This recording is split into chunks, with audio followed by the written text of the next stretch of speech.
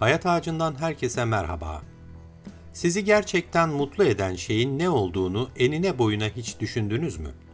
Daha fazla paraya sahip olmak, lüks bir arabaya ve konforlu bir konuta sahip olmak, çok kazandıran bir işe sahip olmak gibi şeylerin sizi daha mutlu edebileceğini düşünmek sıradan bir durumdur. Çünkü pek çok insan bu türden arzularının yerine gelmesi durumunda mutlu olacağı zannına kapılır. Hayat yolculuğunda çeşitli hedeflere sahip olmak ve onlar için çabalamak güzel bir şeydir, ancak mutluluğu yalnızca başarıya bağlamak da bir zandan ibarettir. Oysa mutluluk bu kadar komplike bir şey değildir. La Fontaine'in dediği gibi, alçak gönüllü, gösterişsiz, iddiasız bir mutluluk, mutluluğun en iyi biçimidir. Sadece isteklerinizi elde etmeye odaklanmakla mutluluğu yakalayamazsınız. Çünkü bu istek ve arzuların hiçbir zaman sonu gelmez ve aştığınız her eşik sizi daha yıpratıcı olan bir şeyle karşı karşıya bırakır. Mutluluk varacağımız bir istasyon değil, bir yolculuk biçimidir diyor Montesquieu. Mutlu bir yaşam sürmek istiyorsanız bu yolculuk sırasında size faydası olmayan bazı şeylerden arınmanız gerekir.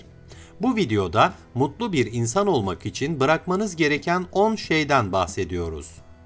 Aşırı gurur. Gurur elbette her insanda olabilecek, mutlu bir yaşam sürmenize yardımcı olacak, size özgüven kazandıracak bir niteliktir. Fakat bunda aşırıya kaçmak, öğrenmenizin ve kişisel ilişkilerinizin önüne bir set çekerek korkunç bir yıkıma da sebep olabilir. Gurur, gönül bağına atılmış bir kör düğümdür şeklinde güzel bir söz vardır. Bu özelliği aşırı derecede ön planda olan kişiler sağlıklı bir iletişim geliştiremezler. Sosyal yaşamlarında yalnız kalmaya, sürekli olarak çevrelerini kaybetmeye mahkumdurlar. Güvensizlik.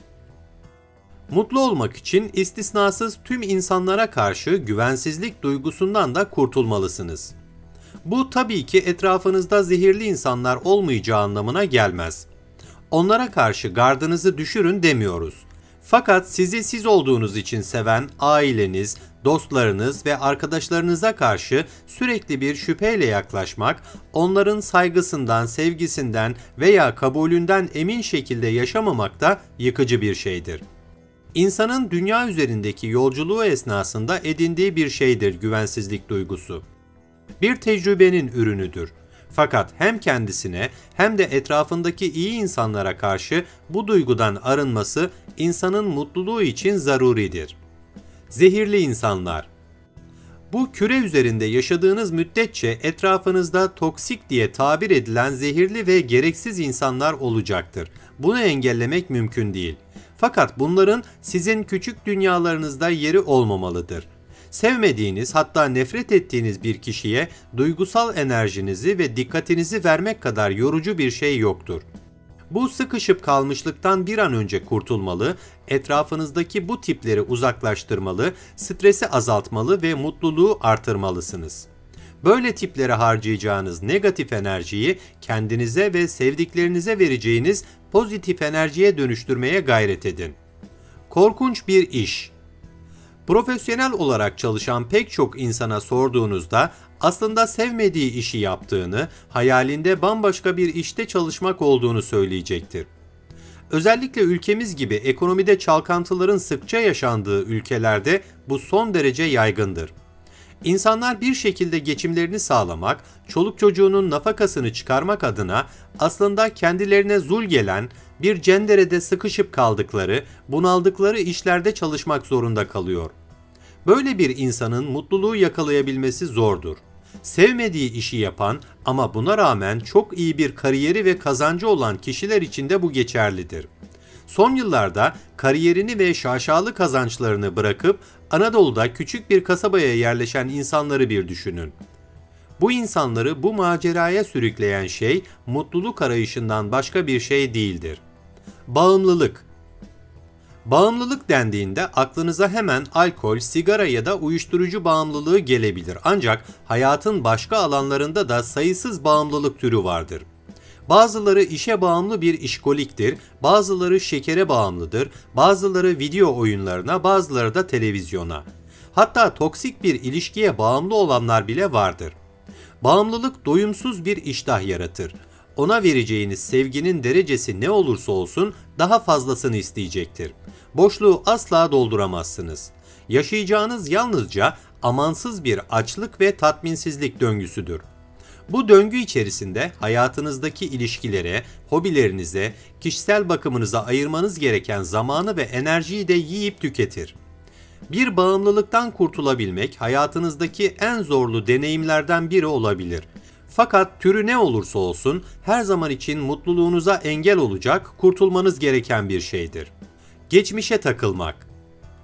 Gençliğinizde yaşlı insanlar size de hayatınızın en güzel günlerini yaşadığınızı söylemiştir mutlaka.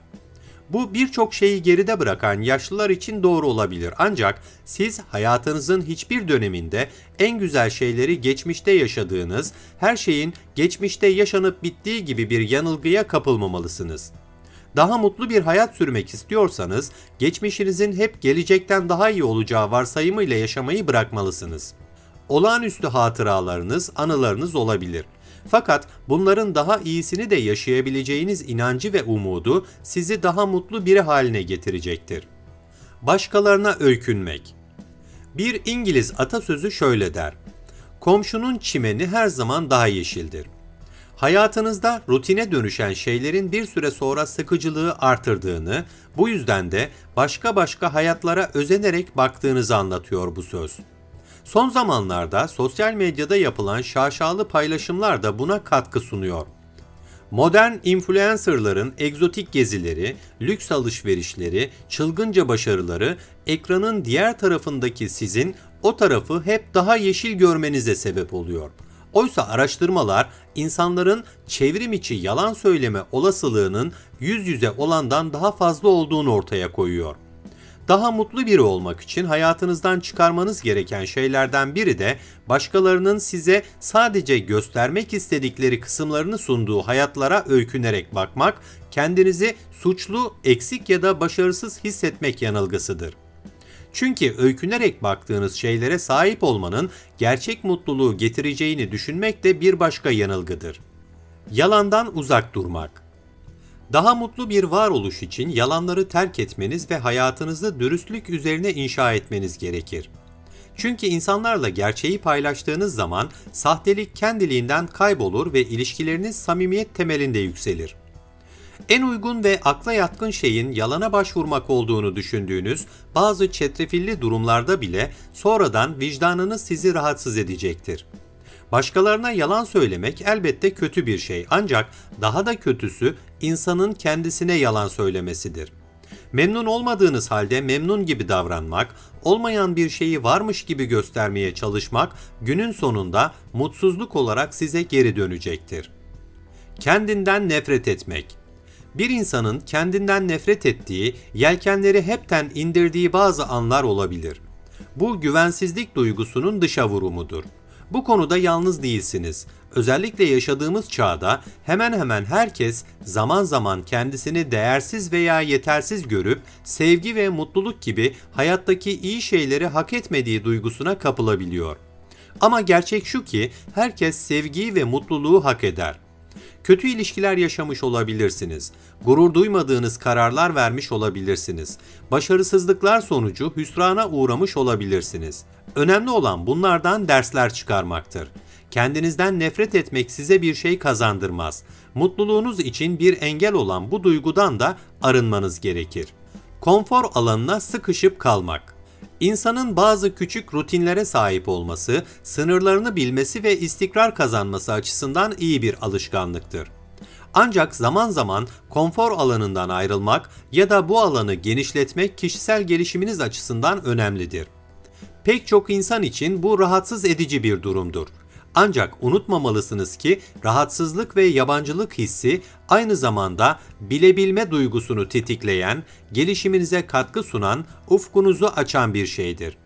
Yeni bir şeyler deneyimlemek, konfor alanınızı size fark ettirmeden bir hapishaneye çeviren bazı rutinlerden arınmak, yeni ve alışılmadık durumlarda bile kendinizi rahat hissetmek, mutluluğunuza katkı sunacak şeylerdir.